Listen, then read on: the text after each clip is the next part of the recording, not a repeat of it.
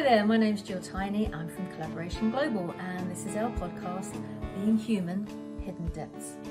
I'm going to be interviewing some of our members from Collaboration Global, and they're going to be sharing with you their extraordinary lives. Although they would probably believe they're just normal, everyday, average humans, but they are extraordinary. A bit like you and me. We all have our story to tell.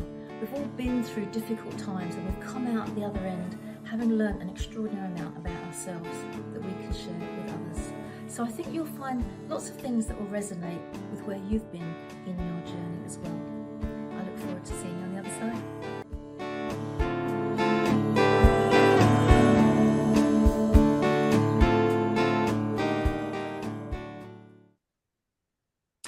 Hello and welcome to the Being Human Hidden Depths podcast by Collaboration Global. And my name is Jill Tiny, the founder of CoGlo. And one of our members who's been with us for just over a year, I believe, is the wonderful Peter Hawkins. Welcome, Peter. Lovely to have you on the podcast. Thank you. Thank you, Jill. And thank you for that introduction. Really good. If I could have that in writing, that would be wonderful. Absolutely. Your wish is my command, Peter. This has been a long time coming, this podcast, hasn't it? And the best problem in the world to have is we have too much information to talk about. So the guys that are listening now, we talk about people being extraordinary and that we're all geniuses, genii, however you want to, geniuses. And we often think, oh, I'm just an ordinary person, but actually everybody has got that something special in them. But you actually do have that something special in you from the point of view that you have researched and created and built a theory that we're going to talk about later in a little while. But before we do that, let's just find out Peter the man, all right? Firstly, what made you join Collaboration Global? What's about the thing about collaboration that kind of lights your fire? And then tell us a little bit about family. Do you have pets? What do you do for fun? Those kind of things. Okay, well, certainly collaboration, it started off with quite a long time ago, me speaking to you, us doing a bit of work, you giving me really good advice, and obviously it seemed the obvious way to go for me, from the point of view that I've written the book. And the book is really, it's a lifetime, it's a lifetime work. I suppose more seriously in the last 30, 40 years, I've done sections of it, put together sections of it, made notes, but really it came from a childhood experience of seeing the universe for the first time. Yeah. And I was parked as a kid outside a pub in darkest Kent, and with a glass of shandy, and just happened to look up and say, how did that get there? Wow, never seen that before. Yeah. And because I lived in the East End of London, and so when I thought, where did that come from? I then thought, oh, must have been God. And then I thought, what about God? What came before God? Which was a bit, it sounds a bit irreligious, but I was just interested to know all about time and space and how did it all get there. And certainly in the book, I do provide an answer to that, which may sound very presumptuous, but I think that a lot of the time we've got an issue with time. We see ourselves, we're born, we grow up, we have a life, and then we go off.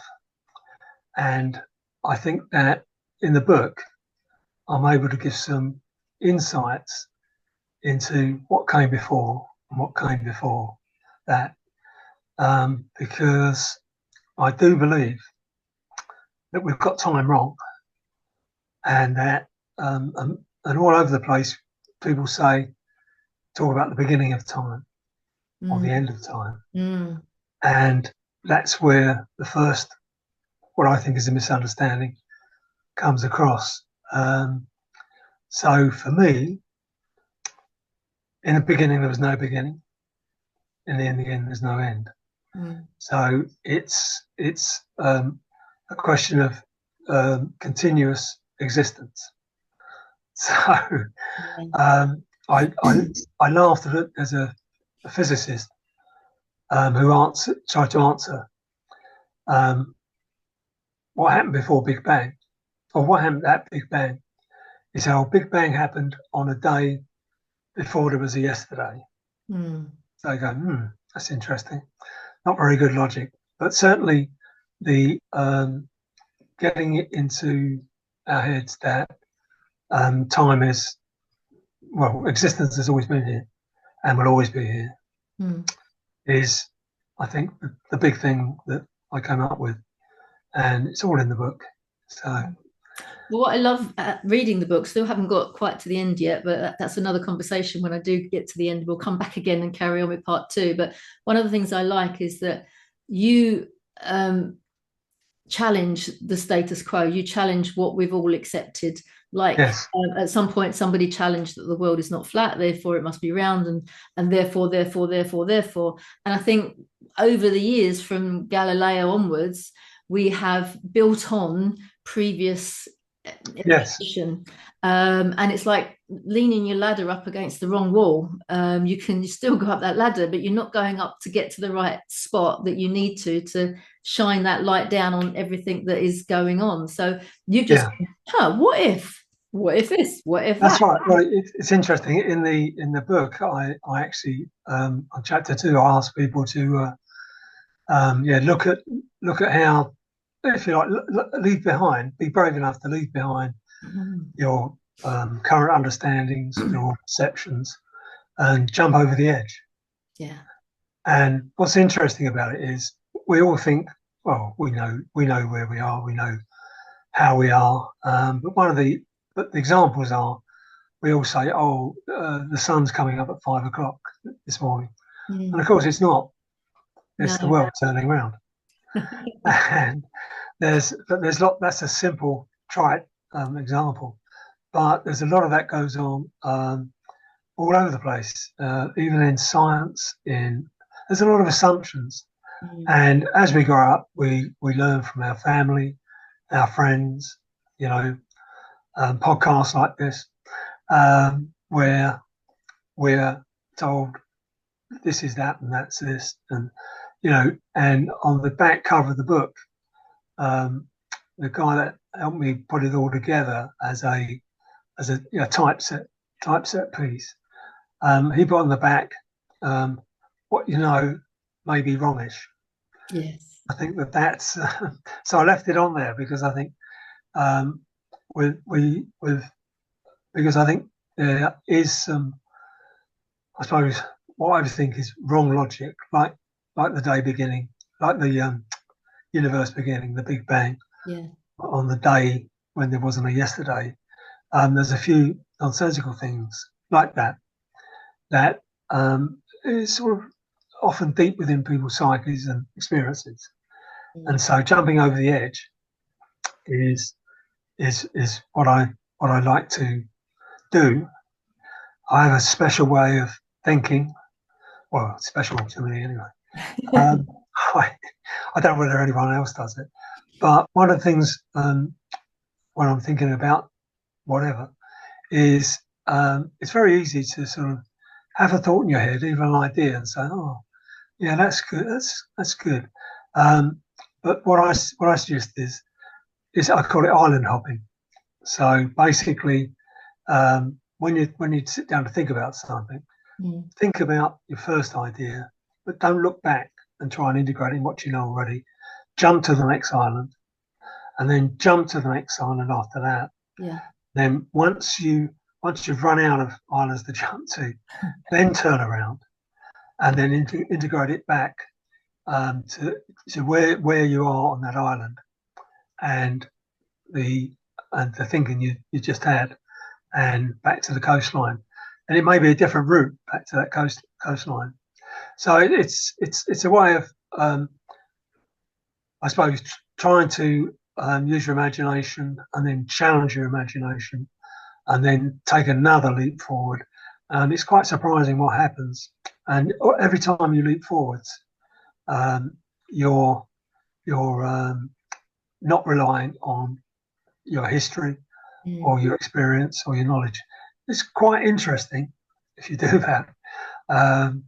And maybe I should patent it and write it up as a separate book. Yes. But there's more than one in you. I know that for sure. I mean, it's interesting, isn't it, that there are so many things that we know, and there are so many things we don't know. And we know some of the things we don't know, but we don't know the things that we don't know. We don't know. No. So having that kind of open curiosity to take that leap off of that spot and move on to the next one. So understanding how to clear your mind of like, well, yeah, I know I've been taught this, but we're not sure. Imagine if it's not right. Imagine if there's another way of doing it. And that's what you've got to do, is wipe your mind clean and go, right, let's start from a clean page. What could it have been?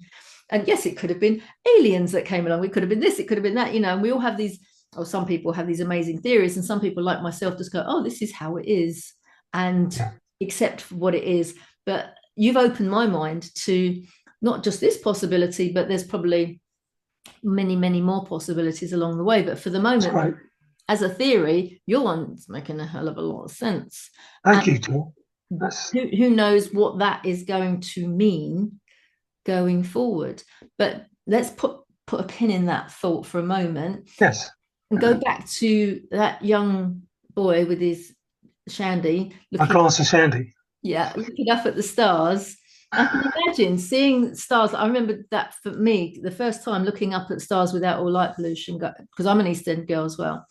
And like, just, wow, there's so many more stars here. It's like icy sugar, or sugar all over the place. That was your stepping off point from that like realization and that curiosity. Did you go back to education and look up Galileo and all the greats, the past theorists, or did you just start from that blank page, or were you like just curious and kept it bubbling in the background until you were ready? What happened was that happened to me when I was 10, and obviously the next year I went to secondary school and studied general science, physics, obviously chemistry, etc. And so I learnt the traditional thinking on that with my own thinking in the background about nothing. I started to think about how could everything have started, from nothing. And so I at that time in secondary school, I did read a lot about Galileo, and I was very keen on science. Science was my main subject area, and I sort of soaked a lot of it up like a sponge. And so I had my own background knowledge. Were you a bit of a pain to the teachers by keep going, but why do they do that? And why do they do that? And what's that all about? Did you? I was a bit of a nerd, but I knew a lot, shall we say, about science, and especially in chemistry. So I knew at that time I knew all the elements. Wow. And what the signs were, and what you believe their weight, and all the rest of it. So the science teacher sometimes used to say, Hawkins, is that right? And I'd say, yes, sir, or not quite, sir. Not quite. I was very delicate. Not quite, sir. It's this. And so, so from that point of view, but I'm lucky because I didn't upset the people in the class, because they kept voting me in as former captain for 5 years. So that's mainly because I think because I'm fair-minded, and in those days what happened was that we used to stay in the classroom, the whole class. The teachers used to come to us, and it was an all-boys school. So I used to have to keep the peace classroom in between teachers, not by shouting at people, but by just, I suppose, leading them to a certain extent, and now and again leaving their names up on the blackboard, without sort of being worried about any retributions. Yeah. So it's the sort of way I am. I tend to I hate bullying. Didn't allow bullying, and I like to be fair. I'm a fair-minded person, and that's come really all the way through my life, in business and in personal life, and in terms of wherever I see bullying, I'm afraid I have to get involved. So it does involve me in some, contretemps sometimes. But yeah, so basically, what happened was, like us all, I had all this rolling in the back of my mind, or everything I'd learned at that time, at school, and then my own thoughts I began to put them together, and so for some decades I had to focus on making a living, and so my main thing has been, funny enough, looking at complex situations, programs and projects. It's interesting, because I was going to say, did your career lead you into the sciences, or did it take you in a different route? No, it took me a different. Well, in fact, when I was a young guy, I taught myself how to program, and then became a software designer, an independent software designer. Right. Yeah, and so I would look at financial programs that needed to be written, commodity trading program I've written, and that sort of thing, but also everything else, scaffolding, ferry boat systems, all sorts across the piece. And so I found that exciting because I could use my imagination to think through, if you like, the ins and outs, impacts, complexities, and build that in. So I got a reputation as a fairly decent software designer. Right. And then I got picked on because I could also manage everything to time. Right. So I got a title of project manager. And I thought, that's not bad. Manager, it's got manager on it. And so I got into project management. Right. Program management. Yeah.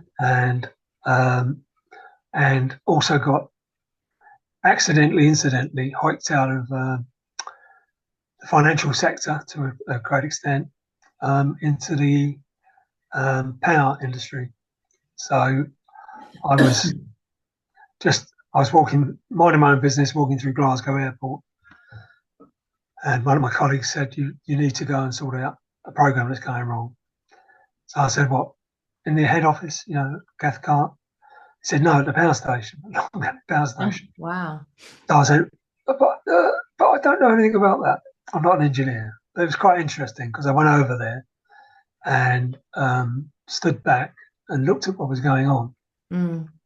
And so that was the beginning of me, I suppose, building a sort of engineering reputation as well, or engineering program reputation, which still comes back now. People still phone me up and say, "Can you come and look at this program or that program?" And quite often it's an engineering one. So what I see running through a thread in your life from the age of 10, possibly earlier, along the way, is that magic word, imagination, that is being squashed out of an awful lot of children these days. Because they don't have time. They don't have time to be imaginative and creative. And then you've got the arts, where you can be imaginative and creative, but there was no money for the arts anymore. So those programs are lost in the education system. But everything that you've done, although you might look at it and go scientific, technical, engineering, actually the thread that's coming all the way through, and the reason that you've written the book, is because your imagination has been firing on all cylinders at different levels, from the one-to-one is like, oh, I quite like doing this, I might do more of this, to the global, well, what if it isn't like that? What would happen if it wasn't like that? So can you imagine, can you imagine, talking back to an imaginative person, when you were like 6 or 7 and you were out playing, what sort of, could your parents see this imagination in you then? What were your happy experiences of hanging out and playing and having nice days with your family when you were like 6 years old? Was it something where you were constantly, how does this work and why does this work? Well, I was lucky because I had 2 uncles. Right. One lived next door, and one I could, open the window, and they lived in the next street. Lovely. I could talk to my cousins, but my uncles were a sort of mad inventors. Oh, yeah. My uncle Will was an engineer, a motor engineer, and so he used to get scraps of metal and make wonderful machines. He actually made a fruit machine, a working fruit machine. Go away. Out of a big biscuit tin, and it did actually work. And they were always coming up with different things. And I mentioned them in the end of the book that one of the inventions they came up, they're always saying, "What about this? What about that?" Yeah. And so they were imaginative as well. And one of the inventions they came up with was holes in the road that you could order a hole, and it gets delivered, and then you put it on the road, and it then goes down and save you digging the hole yourself. So it was actually quite interesting. It was actually that sounds a bit wonky. 6 or 7. I thought, bloody madman. But they then said, and we could sell it as concentric holes, so you can pack it easily because you've got the smaller ones inside the big one. So I went, okay. But it was a quite an imagination space with them. Yeah. Wow. Yeah, and so my first introduction to the idea of black holes, I guess, but I didn't realise it at the time. Yes, yeah. And once you discover these things, it's just ongoing. So who do you admire in that world that you would go, oh, he's got it right, or he's on the right track, or is there anyone in that science community that you're following or not? Well, what happened to me was when as I say, I learned a lot of crammed in science. So a lot of information then. Mm. I then got into my programming and project management days, program management, and then about 3 years ago, I started putting the book together seriously. My daughter Zoe used to ask me to explain something. I'd wave my hands around a bit, and she said, "Okay, I understand it now. Can you write down what those hand movements mean in English?" I go, "Okay, thanks so." And I came to a point where I was happy with the book. I'd got everything sort of more or less finished, except for the final editing. And so I suddenly thought, God, I better go and check it out. Okay, it's modern thinking and modern science. So yeah, I did then go and I did a lot of intensive research and study and reading, and people like Feynman and Max Planck and Einstein, etc. Mm-hmm. And just a load of other people. But certainly Max Planck stayed with me for a long time, and he's on the cover of the book, his quote, because he said that I believe in consciousness as a given, and I believe that all matter comes from consciousness. Mm. So that's Max Planck, who's one of the key founders of quantum physics. And certainly also Einstein, insofar as he said that he believed that the eventual answer to everything would be very simple. And so my theory is essentially simple, but I really took great I suppose they gave me impetus, reading what they really thought and I got to admit, I put my hands up to not being brilliant at maths, so I couldn't query any of the mathematics. Yeah. But I did get a lot out of reading conversations, conversations that different scientists were having about things that I didn't quite understand. So that was great because I found that what I'd written in the book answered a lot of the questions, including what came before Big Bang, but also deeper questions really about how everything might work. So I deliberately stayed away over those decades from looking at any science books, anything that's going on, because I didn't want to coming back to my trying to keep my mind clear of a backlog of information. It's very easy to fall into a hole and go, oh, I'll find out more about that, and I'll find out more about this. There's so much out there, isn't there? That's too much out there. Yeah. And so I wanted to stay pure, Jill, Perfect. So now it's the book's written and the slate's been filled up with your words and your theories. Are you going to go to someone like, I don't know, Professor Brian Cox or someone to go, what do you think about this then? And just see what their thoughts are around it. Yeah, I've been a member of the scientific and medical community, and so I sent it off to about 30 scientists in that community, and I've just sent it off and asking for their view on it, which is quite brave, really, because I think that certainly friends that have got a pretty good idea about science, come back and went, well, yeah, I get it, and I think it's a good theory, but it can only ever be a theory, obviously. But certainly, I've been very encouraged. Well, it would be interesting if some of these guys are bothering to read the book, which would be great in the first place. They don't want to be that arrogant that they can't consider something new, but also that they might have theories that they've been working on that actually all of a sudden your book is another piece of the jigsaw for what they're doing.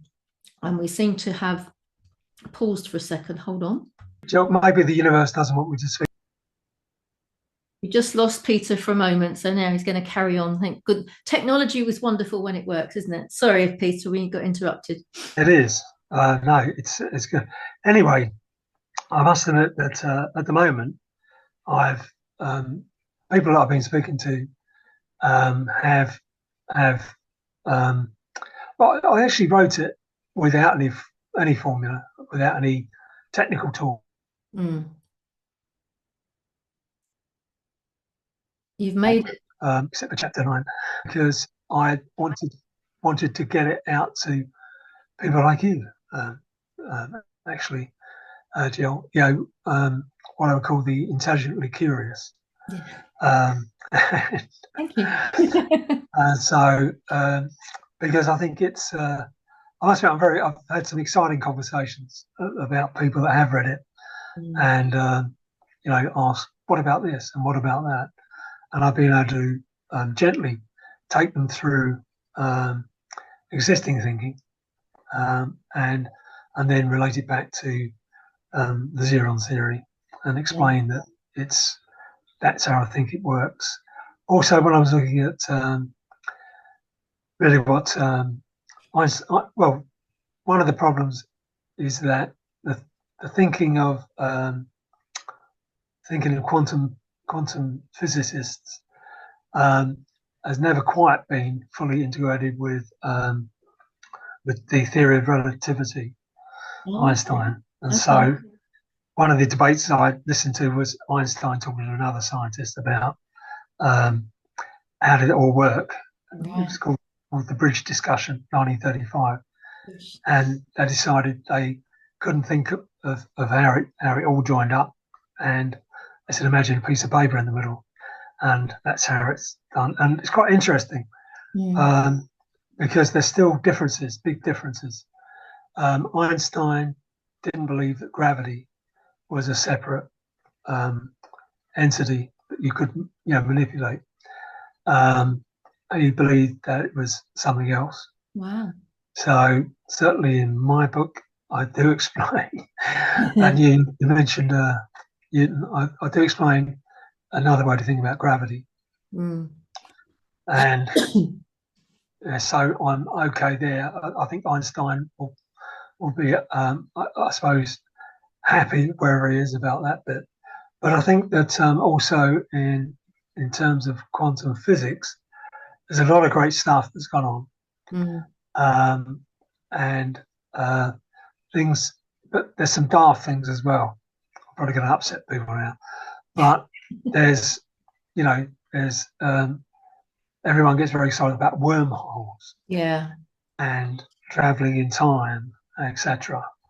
So I explain my take on that, and certainly there's a number of other things that have only been pursued because you can go up to the 14th dimension, 15th dimension in maths, but not in reality.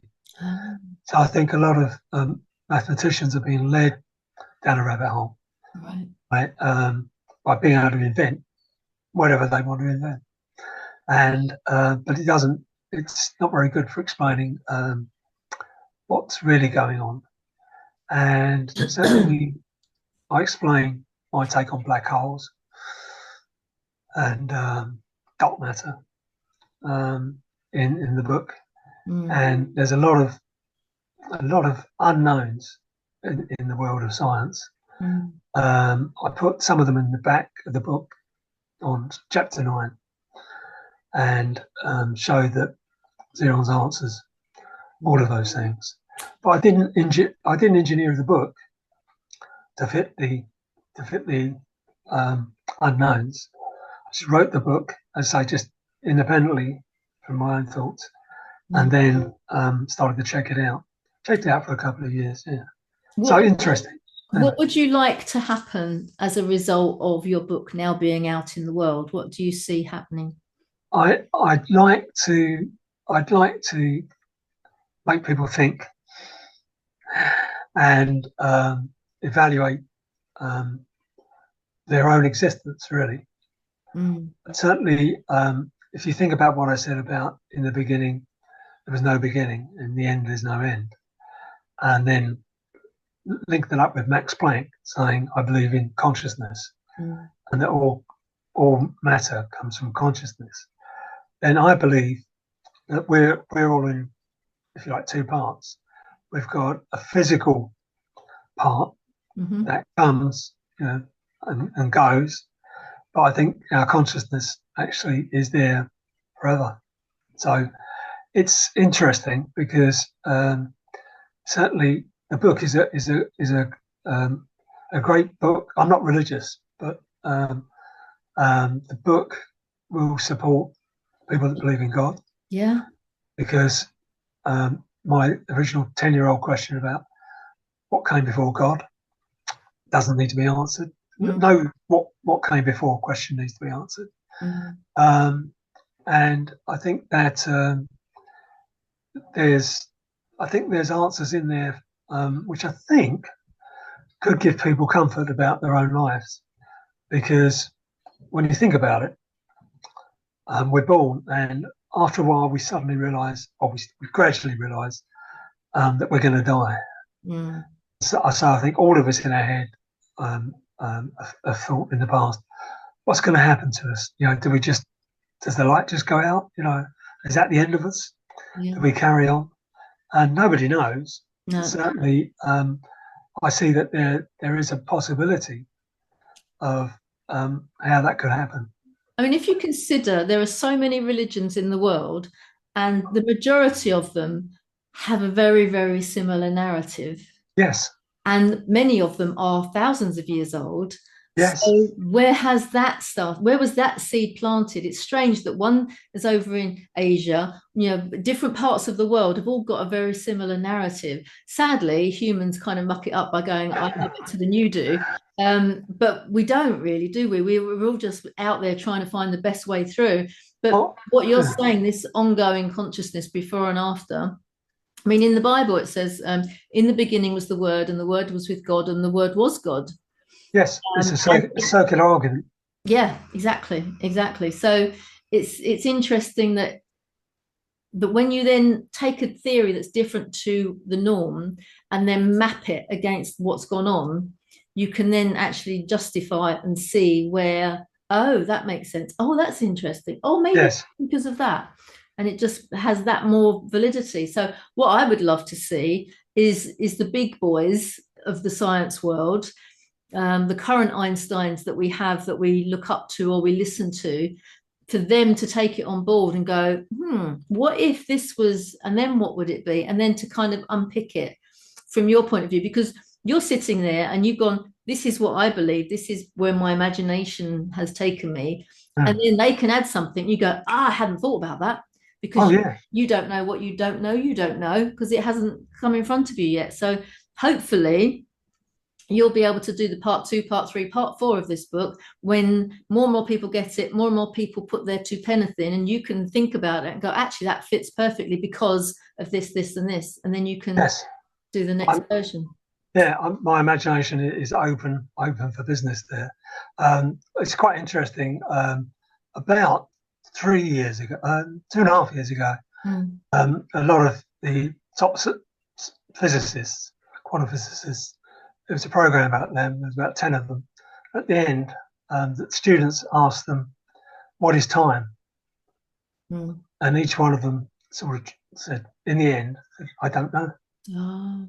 Which is interesting. They gave theories, but they didn't actually necessarily believe any of them. Yeah. It all came down to the fact they didn't know, which is quite interesting.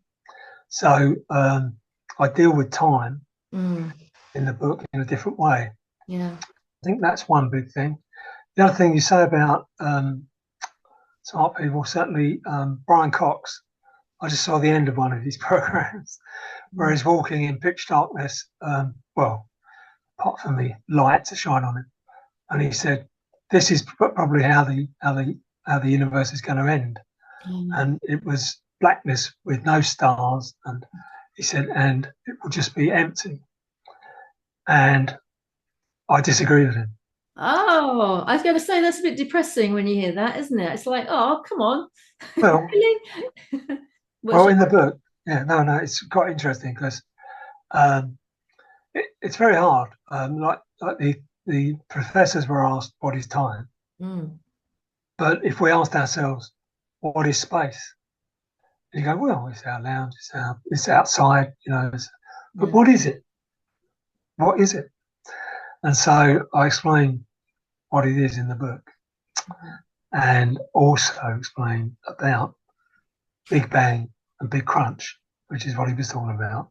So the universe is born, it exists, and then it fades away, possibly, probably. And the thing that I believe is there's no such thing as empty space. Right. So that's an interesting one.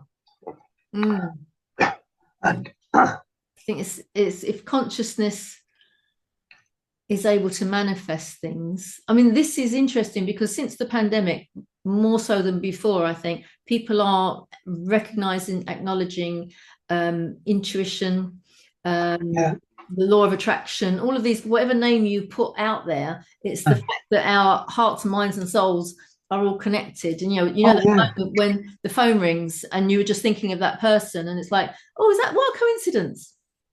I've got a couple of examples in that, but it's true. We're all linked together.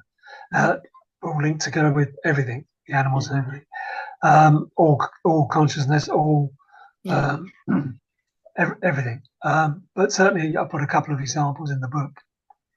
You probably haven't gone up to that chapter yet, but it's where I sat one day thinking about someone I hadn't seen for 10 years, and someone I hadn't seen for about 5 years. And I thought, I wonder what's going on with them.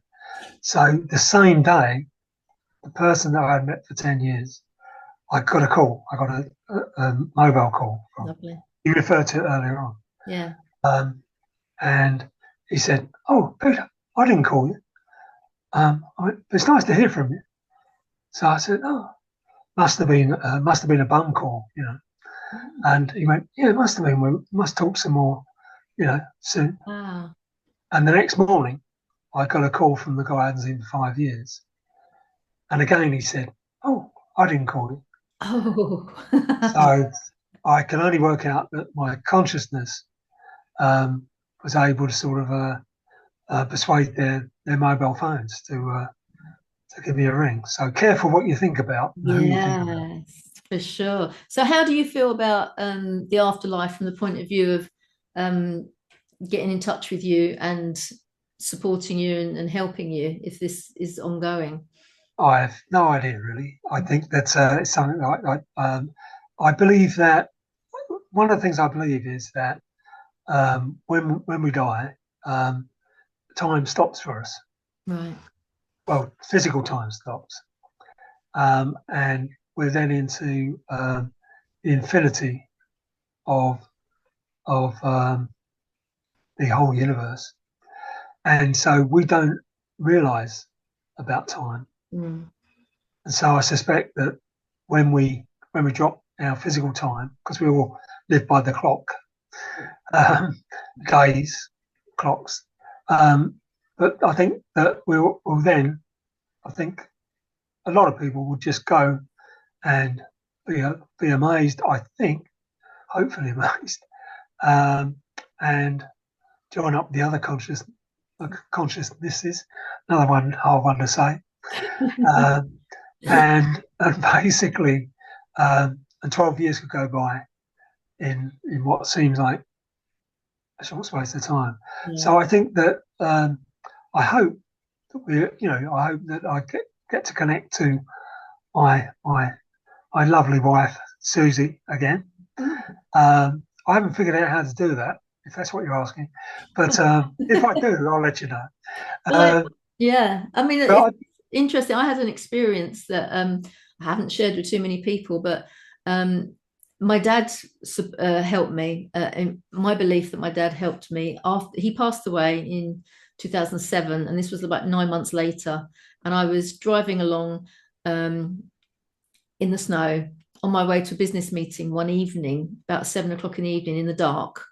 And the snow was coming down, and it had been coming down for quite some time. So the roads were a little bit tricky. And as I was driving down the A414, you know it well. Yes.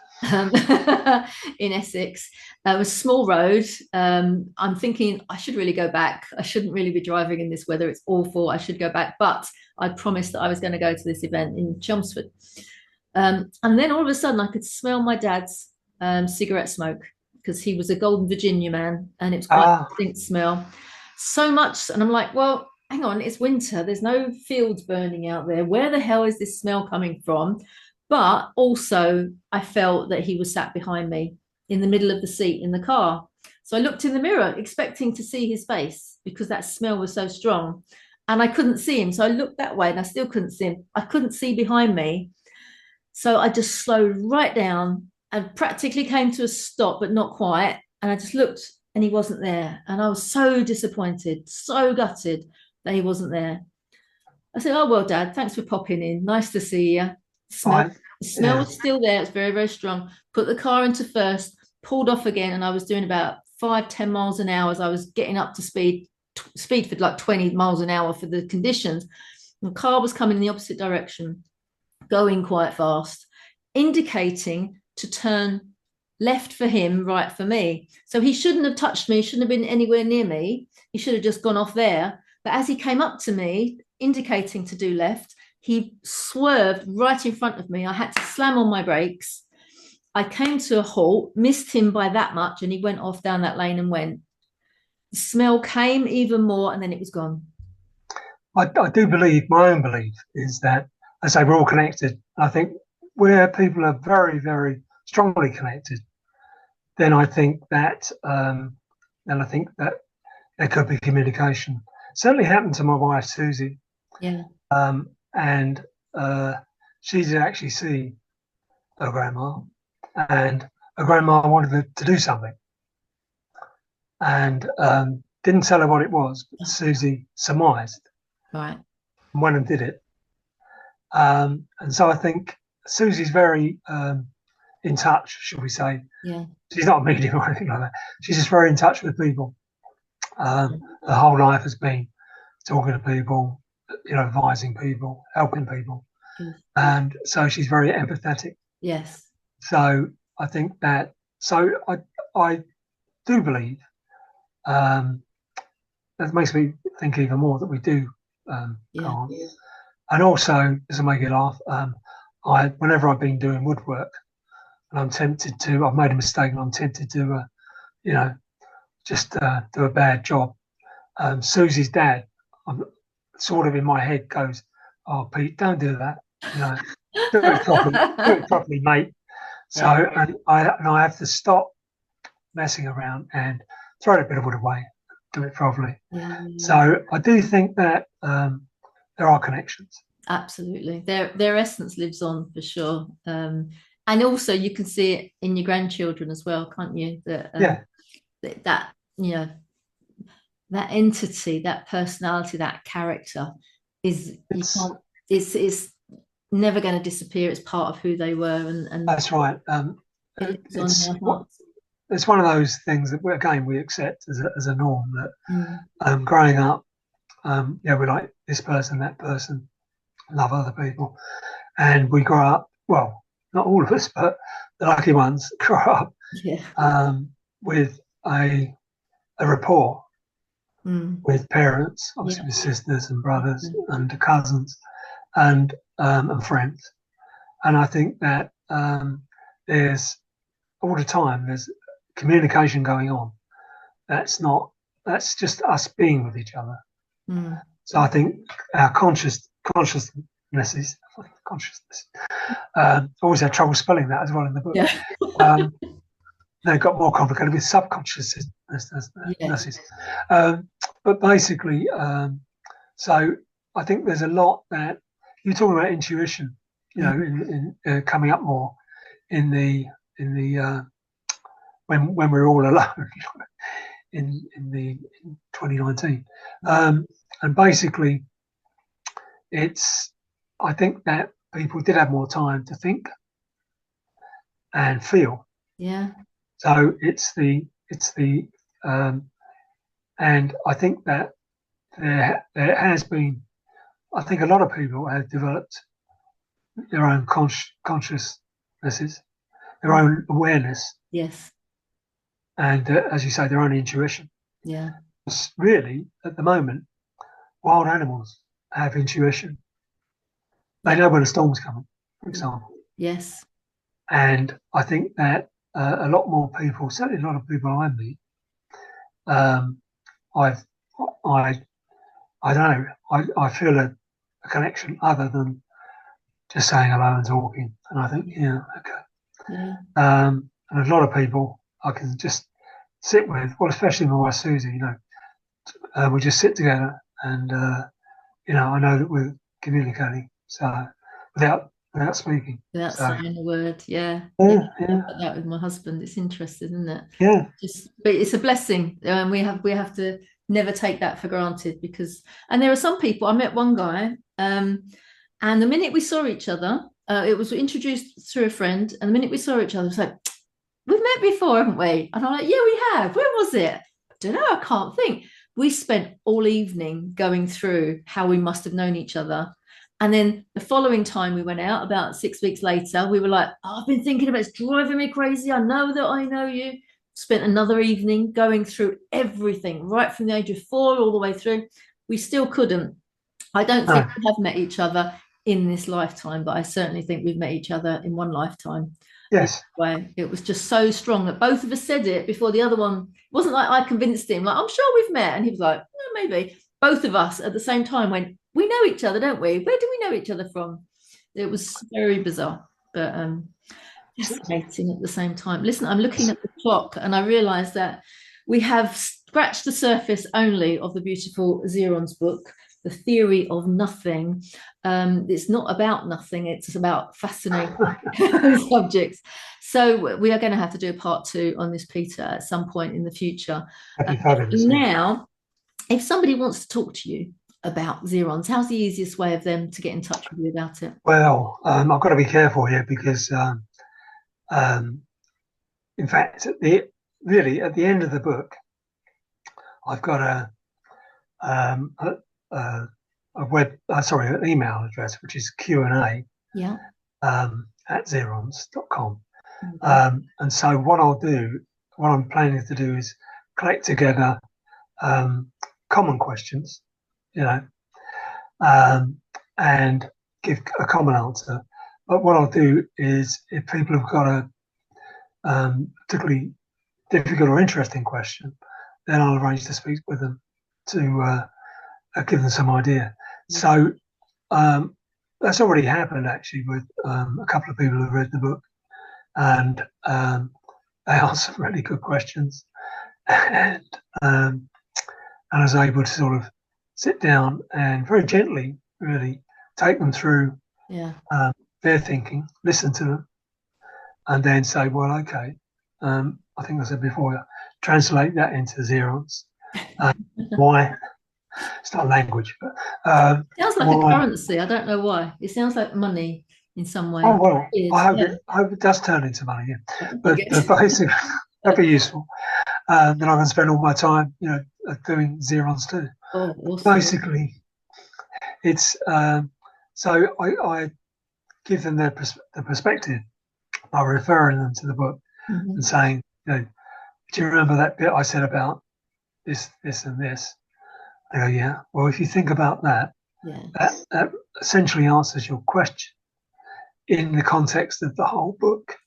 Fascinating. So not only do you get to read the book if you've read it, and we'll put the link to how you can order the book on the show notes, but you can actually talk to the author as well and send him a Q&A email, a Q&A at zerons.com. But we'll put all these details in. But also, Peter is one of the members of Collaboration Global, as you know. So if you wanted to come along to one of our sessions, there's a possibility he will be there as well.